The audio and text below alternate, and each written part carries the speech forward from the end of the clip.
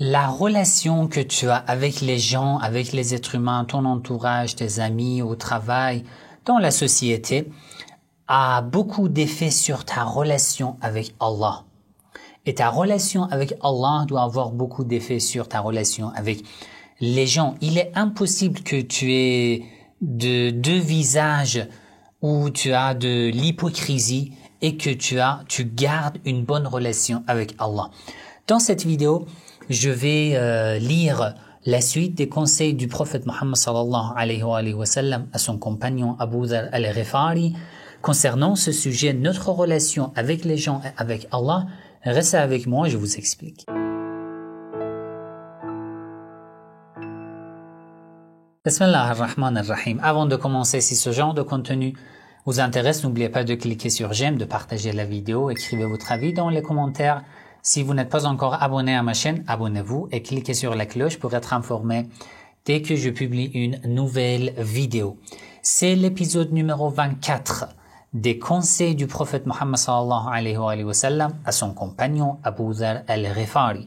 Tous les épisodes précédents se trouvent dans la playlist de l'éthique et la morale islamique sur ma chaîne YouTube Le Chiisme ou dans la playlist Le prophète Mohammed sallallahu alayhi wa sallam. Vous pouvez visionner l'une de ces deux playlists pour trouver les épisodes précédents des conseils lumineux et précieux de notre prophète Mohammed sallallahu alayhi wa sallam, le prophète bien-aimé. Ces conseils nous donnent des leçons en fait de vie pour pouvoir vivre en fait correctement comme il faut, une vie heureuse spirituellement et même matériellement ou financièrement. C'est très important, les conseils de notre prophète. Il continue dans l'épisode précédent. J'ai lu les conseils de notre prophète concernant la médisance que j'ai intitulé la vidéo La médisance, le péché caché. Et ces conseils aussi sont la suite de ce que j'ai expliqué dans l'épisode précédent. Ya Aba Dharr, la yadkhulul jannata qattatun. Qultu mal qattat? Qal an-namam. Il a dit au Aba Dharr, al-qattat ne peut pas entrer dans le paradis. Ça veut dire quoi au prophète al-qattat? Il a dit an-namam.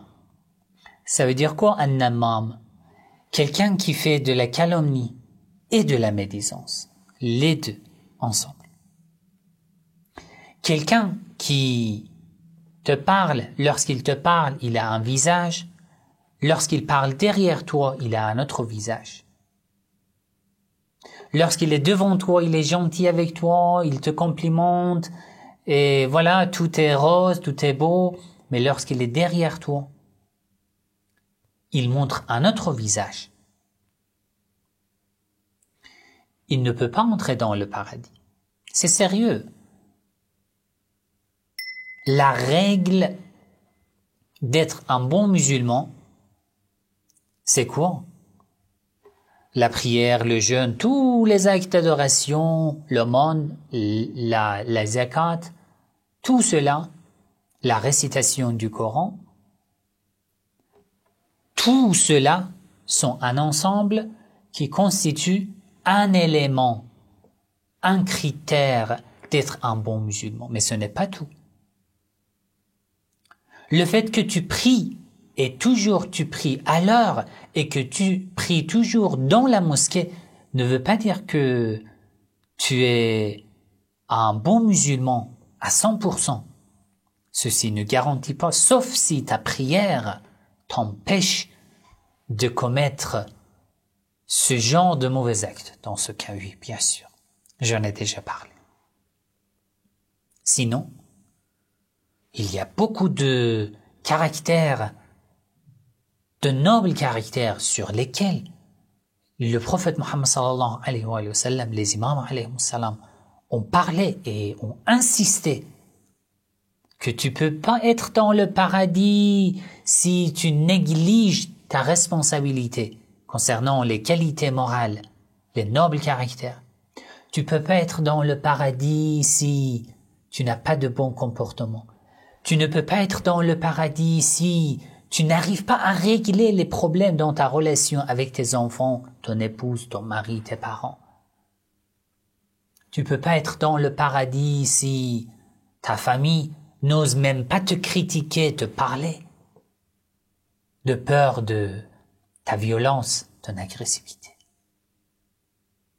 Après, même si tu mémorises le Coran, tu effectues la prière de la nuit, toujours dans la mosquée.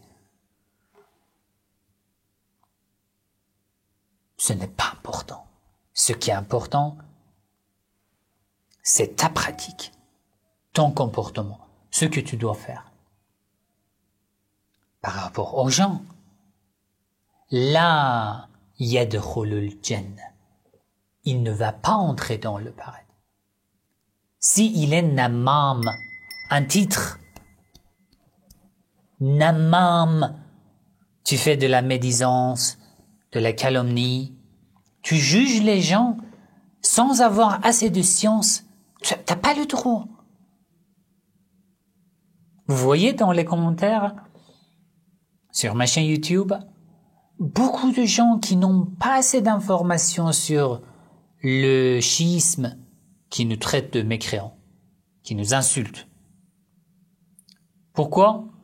Parce qu'ils pensent que j'insulte un compagnon du prophète, alors que c'est pas vrai. Ceci est juste un exemple. Durant notre vie, chaque jour, dans la vie quotidienne, nous vivons ça.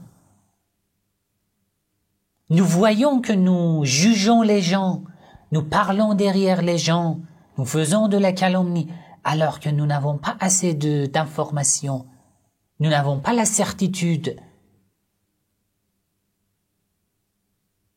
Après, je fais tous mes actes d'adoration, mais ceci ne peut pas me sauver. Tant que j'ai ce titre, un namam, je ne peux pas entrer dans le paradis. Le prophète Mohammed sallallahu alayhi wa sallam plaisante? Non, c'est sérieux. Il est en train de donner des conseils à son compagnon Abu Dharr pour l'élever dans la spiritualité. En tant que prophète, je ne suis pas venu à un peuple, à ma communauté, pour voir qu'ils font de l'agressivité, de la violence, de beaucoup de choses que nous voyons aujourd'hui dans la vie quotidienne de chaque personne. Mais je suis venu pour perfectionner les nobles caractères en vous, dans votre comportement.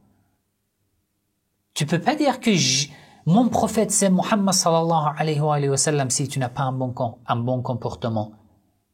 Alors que je n'ai rien à voir avec le prophète Muhammad sallallahu alayhi wa sallam.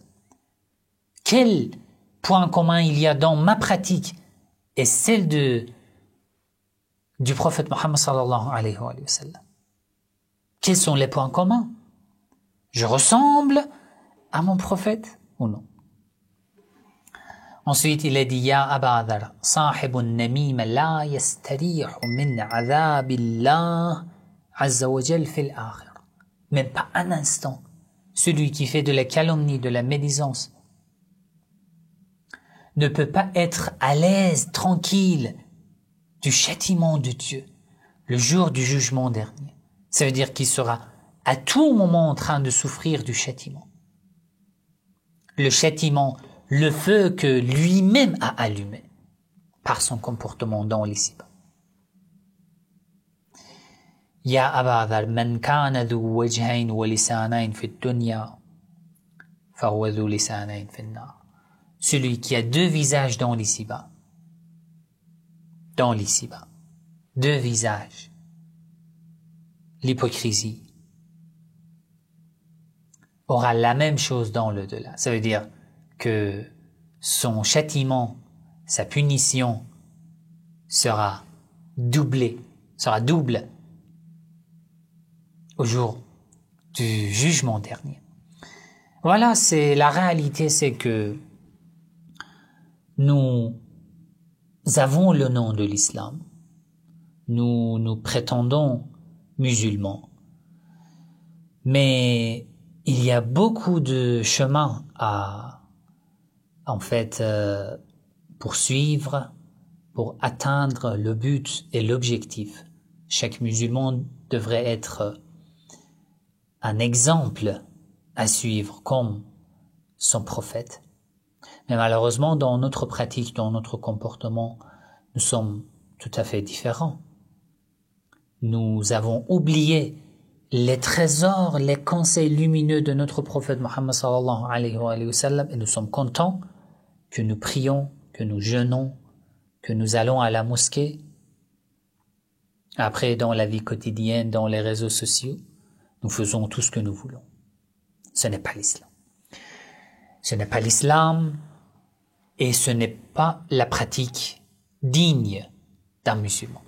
Voilà, c'était un conseil de notre prophète Muhammad sallallahu alayhi wa sallam. Dans les épisodes suivants, je vais continuer. Il reste encore beaucoup de conseils que le prophète Muhammad sallallahu alayhi wa sallam a donné à son compagnon Abu Dharr al-Ghifari. Si vous avez des questions, n'hésitez pas à écrire dans les commentaires. Wassalamu alaikum wa rahmatullahi wa barakatuh.